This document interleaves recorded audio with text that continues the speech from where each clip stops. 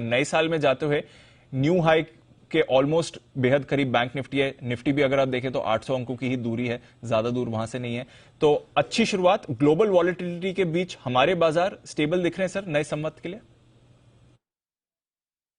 कोई डाउट ही नहीं है दीप, और हमारे बाजारों के मजबूत होने के कारण अपने हैं। देखिए जिस तरह से इकोनॉमी की ग्रोथ और जिस तरह की इस तिमाही के नतीजे आ रहे हैं, जिन कंपनियों से और जिन सेक्टर से आपको नतीजे अच्छे आने की उम्मीद नहीं थी, वहां पर भी नतीजे दमदार दिख रहे हैं। ये इकोनॉमी में अंदर जो मजबूती है वो दिखाता है। आप देखिए बाकी सारे देश इस बात को लेकर परेशान है, महंगाई, ब्याज दरें। ऐसा नहीं कि हमारे यहाँ महंगाई नहीं है, ऐसा नहीं कि हमारे यहाँ ब्याज दरें नहीं बढ़ रही, लेकिन साथ में ग्रोथ है।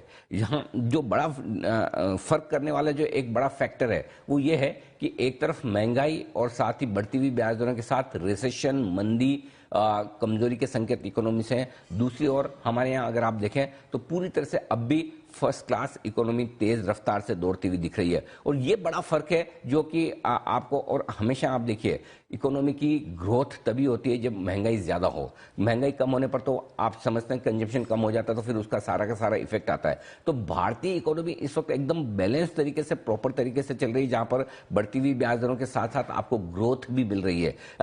और ये बड़ा फर्क है दूसरे देशों में, भारतीय बाजारों में। मुझे लगता है कि हम इस संवत में भी लगातार ग्लोबल मार्केट्स को आउट परफॉर्म करते रहेंगे। अब इसका मतलब ये नहीं है दीप कि अगर दुनिया भर के बाजारों में कहीं कोई समस्या हो तो हम बहुत भाग जाएंगे। आप देखिए डाउ अपने टॉप से 25% नीचे है, हम 5% भी नीचे नहीं है। ये फर्क है। हाँ, डॉलर टर्म्स में मिलाकर आप देखेंगे तो आप कहेंगे आप भी, हम भी 15-17% नीचे हैं। फिर भी 7-8% की तो कम से कम आउट परफॉर्मेंस डाउ के सामने हमारे बाजारों की है, जो कि किसी भी लिहाज से अच्छी कही जा सकती है और एब्सोल्यूट टर्म में तो बहुत ही बेहतरीन है। सो मुझे लगता है कि हमारे बाजार इस पूरे संवत में अमेरिकी बाजारों के मुकाबले में, दुनिया भर के बाजारों के मुकाबले में 2 वजह से बहुत बेहतर प्रदर्शन करेंगे। पहला, हमारी इकोनॉमी की मजबूती है, और दूसरा जो सबसे बड़ा फैक्टर है, देखिए अल्टीमेटली बाजार है ना, चलता है एक ही चीज से, और वो है पैसा।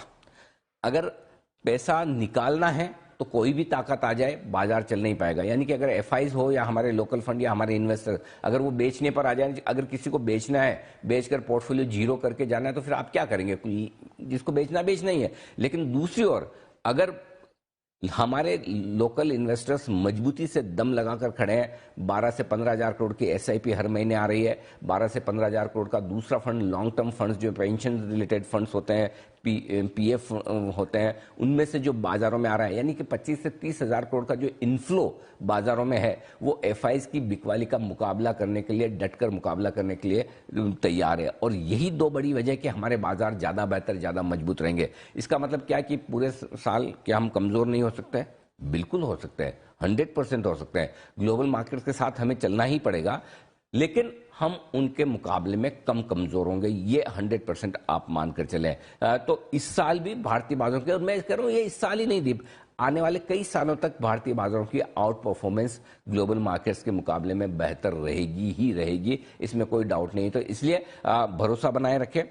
जैसा कल बात कर रहे थे, हो सकता है काफी लोगों ने कल शो ना देखा हो, दिवाली की पूजा में व्यस्त रहे हों, त्योहार मनाने में व्यस्त रहे हों, और होना भी चाहिए, कोई दिक्कत नहीं। एक आध दिन मार्केट छूट जाए, एक आध दिन शो ना देखे तो कोई खास फर्क नहीं पड़ता। उनके लिए बता दूं कि मेरा ये समझना है, इस संवत के शुरुआती 6 महीने, पहला हाफ मुश्किल भरा, चैलेंजिंग रहेगा, और जिसमें बाजार आपके धैर्य की परीक्षा लेगा। आपने जो शेयर खरीदे हो सकता है 10 से 20% नीचे आपको नजर आए, मिड कैप्स उससे ज्यादा भी हो सकते हैं, लेकिन वो आपका कन्विक्शन टेस्ट करेगा कि आपका उन शेयरों पर भरोसा कितना है। लार्ज कैप्स 10-15% घट भी सकते हैं। तो 2 तरीके से आपको पहले 6 महीने को अप्रोच करना है। पहला, आज ही आप ये सोच लीजिए कि यहां से अगर 10% बाजार घटे तो मेरे पास जो शेयर है वो मजबूत है और मैं वो नहीं बेचूंगा, ये आपके मन में भाव होना चाहिए। और अगर वो नहीं है तो फिर अगले 6 महीने आपके लिए मुश्किल भरे हैं। दूसरा जो आपके मन में भाव होना चाहिए वो कि अगर 10 से 15% बाजार घटा और मेरा पसंदीदा शेयर 10 से 20%, 25% नीचे आया तो मैं और पैसा डालने को तैयार हूं। अगर ये 2 बातों को लेकर आप कॉन्फिडेंट है तो आपके लिए ये संवत, ये साल